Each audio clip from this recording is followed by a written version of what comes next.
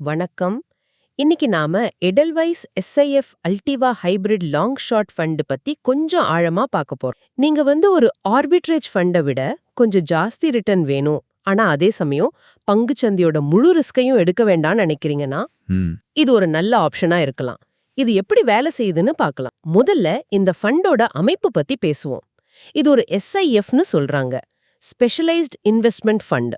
இது பார்க்க mutual fund மாதிரி இருந்தாலும் இதுல என்ன வித்தியாசம்? முக்கியமான வித்தியாசம், இது எல்லாருக்குமான ஃபண்ட் இல்ல. இதுக்கு குறைந்தபட்ச முதலீடே 10 லட்சம் ரூபாய் தேவைப்படும். ஓ, 10 லட்சமா? சரி. ஆமா, இதுல நேரடியா கடன் வாங்கி முதலீடு பண்றது, அதாவது லெவரேஜ், அதுக்கு அனுமதி இல்ல. சரி. ஆனா டெரிவேட்டிவ்களை பயன்படுத்தி விலை குறையும்னு நினைச்சா ஷார்ட் போகலாம். ஷார்ட் போகலாமா? ஆமா, விலை இறங்கினாலும் லாபம் பார்க்க முயற்சி பண்ணலாம். ஆனா அதுக்கு ஒரு லிமிட் இருக்கு.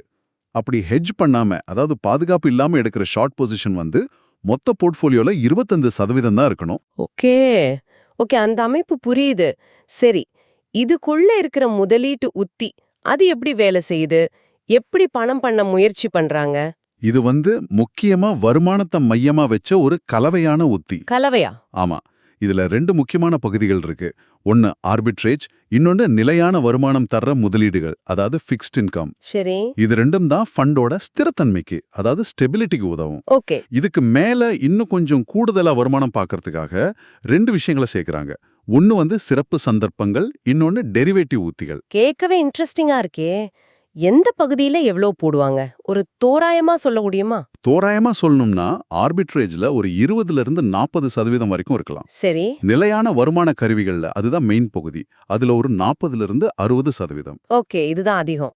மிச்சம் இருக்கிறதுல சிறப்பு சந்தர்ப்பங்கள், அதாவது ஐபிஓ, மர்ஜர், பைபேக், இந்த மாதிரி விஷயங்கள்ல 10% வரைக்கும். அப்புறம் டெரிவேட்டிவ் உத்திகள், இதுல 10-20% வரைக்கும் முதலீடு செய்யலாம்.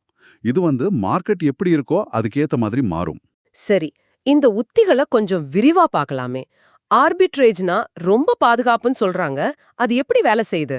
உதாரணத்துக்கு ஒரு பங்குன்னு வச்சுக்கோங்க. சரி. அது 2 வேற வேற மார்க்கெட்ல, அதாவது ஸ்பாட் மார்க்கெட், ஃபியூச்சர்ஸ் மார்க்கெட்னு வச்சுக்கிட்டா சின்ன விலை வித்தியாசம் இருக்கும். ஆமா. அந்த வித்தியாசத்தை லாபமா மாத்துறது தான் ஆர்பிட்ரேஜ்.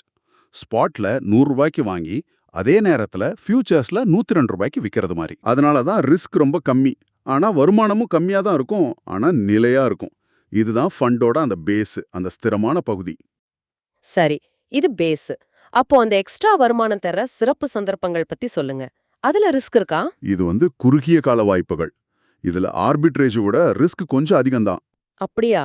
ஆமா, உதாரணத்துக்கு ஒரு கம்பெனி அவங்களோட பங்குகளை மார்க்கெட் விலையோட கூட விலை கொடுத்து திரும்ப வாங்குவாங்க. பைபேக்னு சொல்லுவாங்களா? ஆமா, பைபேக். அப்போ இல்லனா கம்பெனிகள் இணையறப்போ பிரியறப்போ வர்ற விலை வித்தியாசங்கள், சில சமயம் ஐபிஓகள் கூட. இதுல லாபம் கொஞ்சம் கூட கிடைக்க வாய்ப்பு இருக்கு. சரி, அடுத்தது டெரிவேட்டிவ்கள். இது நிறைய பேருக்கு கொஞ்சம் குழப்பமா இருக்குமே. இங்க இதோட நோக்கம் என்ன? இங்க டெரிவேட்டிவ்களோட முக்கிய நோக்கம் கூடுதல் வருமானம் பார்க்கறது தான். குறிப்பா மார்க்கெட் பெரிய ஏற்ற இறக்கம் இல்லாம அமைதியா இருக்கும்போது. அமைதியா இருக்கும்போது எப்படி லாபம் வரும்? உதாரணத்துக்கு கவர்டு கால்னு ஒரு உத்தி இருக்கு. அதுல என்ன பண்ணுவாங்கன்னா, கையில இருக்கிற பங்குகளை ஒரு குறிப்பிட்ட விலைக்கு விக்கிறதா ஒத்துக்கிட்டு அதுக்கு ஒரு பிரீமியம் தொகை வாங்குவாங்க. அது ஒரு வருமானம். சரி. பங்கு விலை பெரிய அளவுல ஏறாத வரைக்கும் இந்த பிரீமியம் லாபமா இருக்கும். ஓகே. அதே மாதிரி ஷார்ட் ஸ்ட்ராடல், ஷார்ட் ஸ்ட்ராங்கிள்னு உத்திகள் இருக்கு. மார்க்கெட் ஒரு குறிப்பிட்ட ரேஞ்சுக்குள்ள தான் இருக்கும்னு கணிச்சு அதுல இருந்தும் பிரீமியம் சம்பாதிக்க முயற்சி பண்ணுவாங்க. சுருக்கமா சொன்னா மார்க்கெட் பெருசா அசையாதுன்னு பெட் கட்டி காசு பாக்குற மாதிரி. ஆமா, ஏறக்குறைய அப்படி சொல்லலாம். கொஞ்சம் ரிஸ்க் இருக்கு இதுல. அப்போ இந்த எல்லா உத்துகளையும் ஒன்னா சேர்க்கும்போது இதோட செயல்பாடு எப்படி இருக்கும்? எப்போ நல்லா பண்ணும், எப்போ கொஞ்சம் தடுமாறும்? பழைய டேட்டாவை வச்சு பார்க்கும்போது, அதாவது பேக் டெஸ்ட் பண்ணி பார்த்ததுல, இந்த கலவை உத்தி ஒரு சாதாரண ஆர்பிட்ரேஜ் ஃபண்டை விட கொஞ்சம் கூடுதல் வருமானம் கொடுத்துருக்கு. ஆனா அதுக்கேத்த மாதிரி ரிஸ்க்கும் கொஞ்சம் அதிகம். சரி, எந்த மாதிரி மார்க்கெட்ல நல்லா பண்ணும்? பொதுவா பார்த்தா மார்க்கெட் ரொம்ப ஏற்ற இறக்கம் இல்லாம நிலையா ஃபிளாட்டா இருக்கும் போதும், இல்ல சீரா ஏறிட்டு இருக்கும் போதும் இது நல்லா பெர்ஃபார்ம் பண்ண வாய்ப்பு இருக்கு. ஏன் அப்படி? ஏன்னா அப்போ ஆர்பிட்ராஜ் வாய்ப்புகளும் நல்லா இருக்கும், டெரிவேட்டிவ்ஸ் மூலமா பிரீமியம் சம்பாதிக்கிற வாய்ப்புகளும் கிடைக்கும். சரி, அப்போ எப்போ சரியா பெர்ஃபார்ம் பண்ணாது? ஆனா மார்க்கெட் சடனு பயங்கரமா விழும்போது, ஷார்ப் பேர் மார்க்கெட், அல்லது ரொம்ப அதிகமா ஏறி இறங்கும் போது ஹை வாலட்டிலிட்டி, அப்போ இதோட செயல்பாடு கொஞ்சம் பாதிக்கப்படலாம். ஆக உங்களுக்காக இதை சுருக்கமா சொல்லணும்னா, இந்த எடல்வைஸ் SIF அல்டிவா ஃபண்ட் வந்து ரிஸ்க் கம்மியான ஆர்பிட்ராஜ், நிலையான வருமானம் இதையெல்லாம் அடித்தளமா வச்சு ஆமா, அதுக்கு மேல சிறப்பு சந்தர்ப்பங்கள், டெரிவேட்டிவ் உத்திகள் மூலமா கூடுதல் வருமானத்தை தேடுற ஒரு கலவை. கரெக்ட். இது வந்து ஒரு தனித்துவமான SIF அமைப்புல குறிப்பிட்ட முதலீட்டாளர்களுக்காக குறிப்பிட்ட வரி விதிகளோட வருது. சரியா சொன்னீங்க. இதுல முக்கியமா கவனிக்க வேண்டியது, ரிஸ்க ஓரளவுக்குள்ள வச்சுக்கிட்டே வருமானத்தை அதிகப்படுத்த முயற்சி பண்றாங்க. ம், இது உங்களுக்கான ஒரு இறுதி சிந்தனை.